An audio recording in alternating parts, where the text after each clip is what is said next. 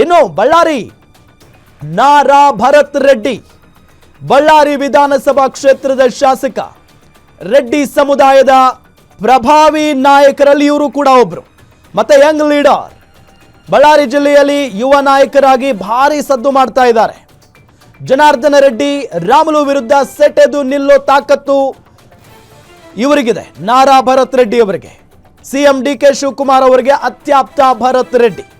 DK Shivakumar ಅವರು ಯಾವಾಗಲೂ ಕೂಡ ಯಂಗ್ಸ್ಟರ್ಸ್ ಜಪ ಮಾಡ್ತಾ ಇರ್ತಾರೆ. ಆ ಪೈಕಿ ಅತಿ ಹೆಚ್ಚು ಅತ್ಯಾಪ್ತರಲ್ಲಿ ಭರತ್ ರೆಡ್ಡಿ ಅವರು ಕೂಡ ಒಬ್ರು. ಸೊ ಭರತ್ ರೆಡ್ಡಿ ಅವರಿಗೂ ಕೂಡ ಒಂದು ಅವಕಾಶ ಸಿಗುತ್ತೆ ಅಂತಾನೆ ಹೇಳಲಾಗ್ತಾ ಇದೆ.